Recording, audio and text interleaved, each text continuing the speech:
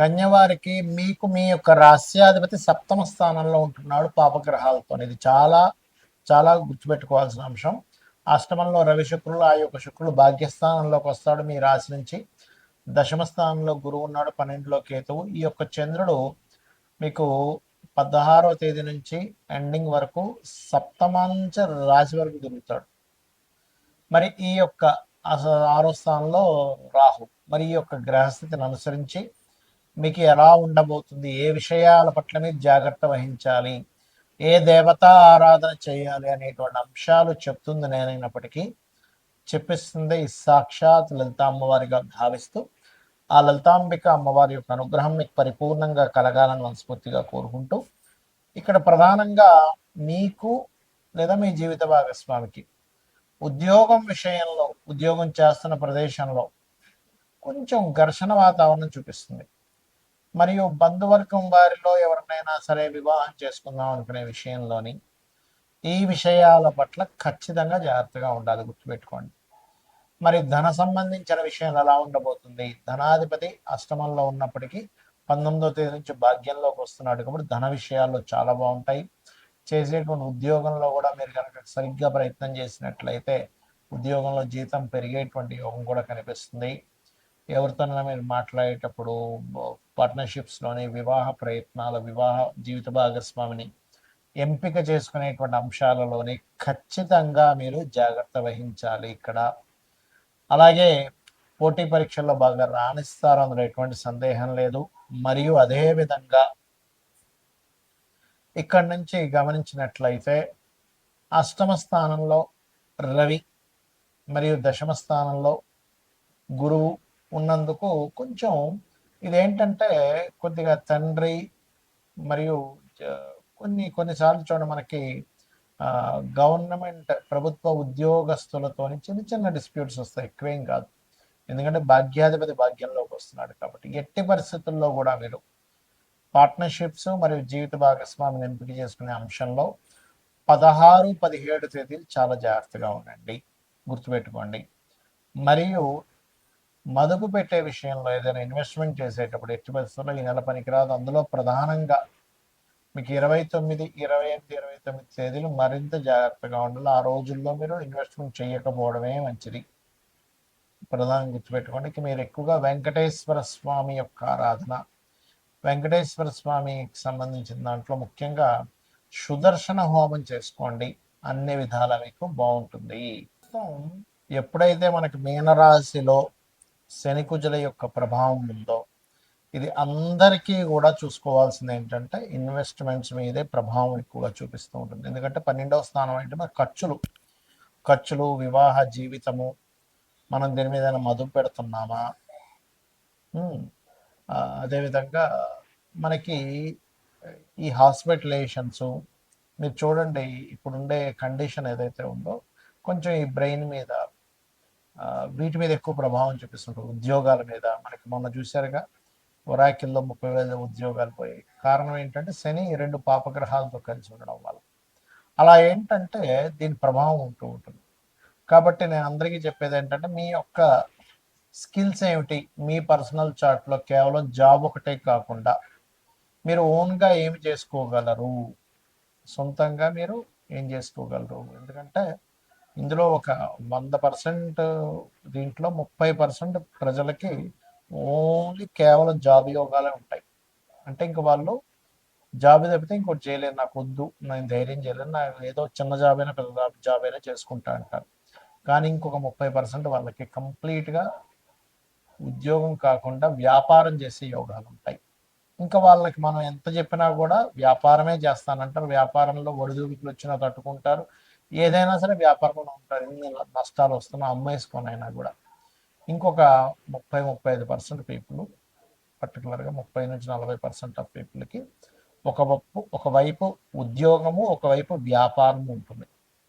అందులో కొంతమంది ధైర్యం చేసి వ్యాపారం చేస్తూ ఉంటారు, కొంతమంది ఏమో మనసులో ఉంది కానండి నాకు చేయాలని లేదని చెప్తూ ఉంటారు, చేయలేకపోతున్నాను, ధైర్యం చేయలేకపోతున్నా అంటారు.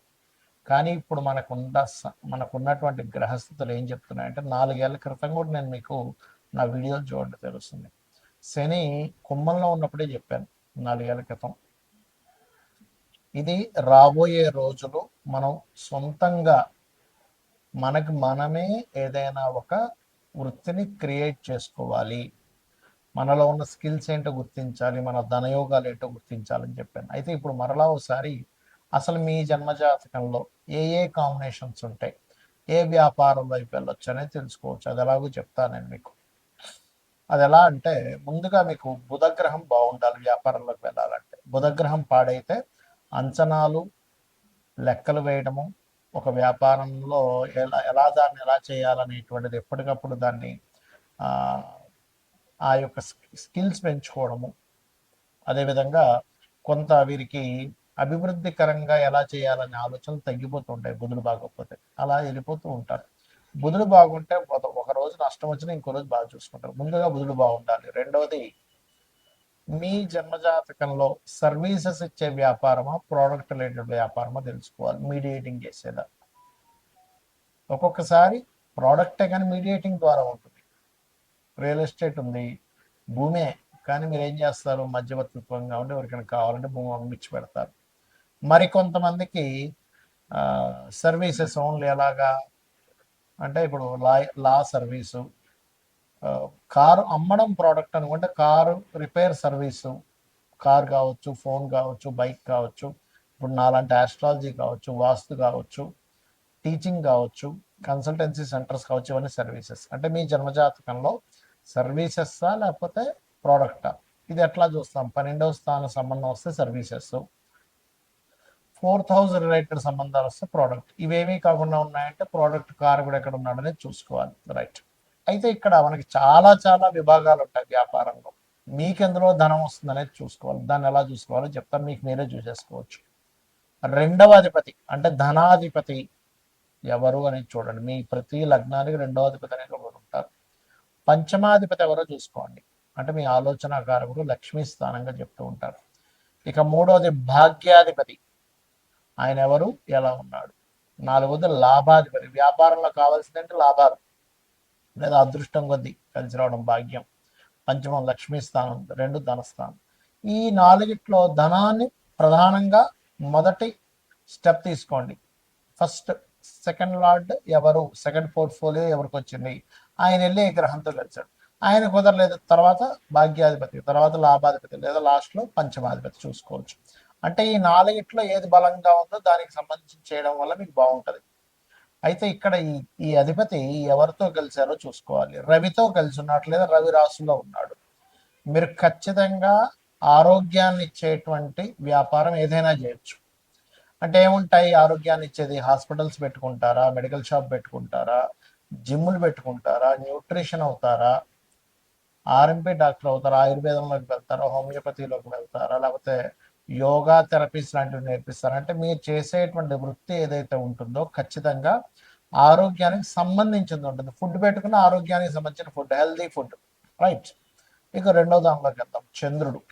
చంద్రుడు అంటే కంప్లీట్గా ఫుడ్డేనండి. ఫుడ్, ట్రాన్స్పోర్టేషను, లిక్విడ్ రిలేటెడ్ అంటే వాటర్ కావచ్చు, జ్యూసెస్ కావచ్చు, లేకపోతే వస్త్రాలు కూడా చంద్రుడిలోకి వస్తాయి. కాకపోతే లగ్జరీ వస్త్రాలు అంటే చంద్రుడు శుక్రుడు వస్తాడు. అలా మారుతూ ఉంటుంది. ఇక మానసిక రోగులు ఉంటారు కొంతమందికి, చిన్నపిల్లల డాక్టర్లు, అదేవిధంగా మెడిటేషన్స్ నేర్పించడము, మానసిక శాస్త్రవేత్తలు అవ్వడము, ప్రయాణాల ద్వారా, టూరిజమ్స్ ద్వారా. అయితే ఇందులో మళ్ళీ ఎలాంటి టూరిజమ్స్ అంటే, మళ్ళీ గురువు రాశుల్లో ఉంటే ఆధ్యాత్మిక సంబంధించిన టూరిజమ్స్ ఉంటాయి అట్లా. ఇక మూడోది, కుజుడు ఉన్నాడు మీ ధనాన్ని ఇచ్చే కారకుడితో కుజుడు కనెక్టివిటీ ఉంది. అప్పుడు ఎలాగా, సెక్యూరిటీ సర్వీసెస్, మిషనరీస్, అది చిన్నది కానివ్వండి, పెద్దది కానివ్వండి, ఎలక్ట్రికల్ రిలేటెడ్, బ్యాటరీస్ రిలేటెడ్, ఇట్లాంటివి మీరు చేసుకోవచ్చు. ఇక బుధుడు, బుధుడు కంప్లీట్గా మీడియేటింగ్, మధ్యవర్తిత్వంగా, అడ్వర్టైజ్మెంట్స్, ఇట్లాంటివన్నీ కూడా మార్కెటింగ్ రిలేటెడ్, యాడ్ ఏజెన్సీస్, ఇవన్నీ. ఇక గురువు, గురువు అంటే గురుత్వము.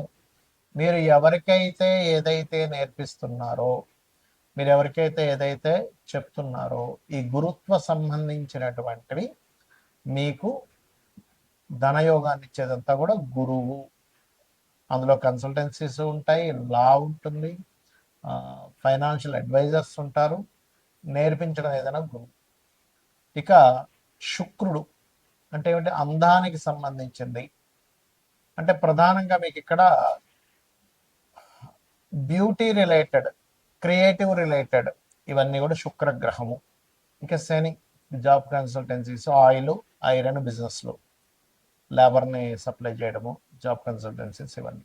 ఇక రాహువు, కేతువు. రాహు ఆన్లైన్ రిలేటెడ్, అదేవిధంగా డయాగ్నోటిక్ సెంటర్స్.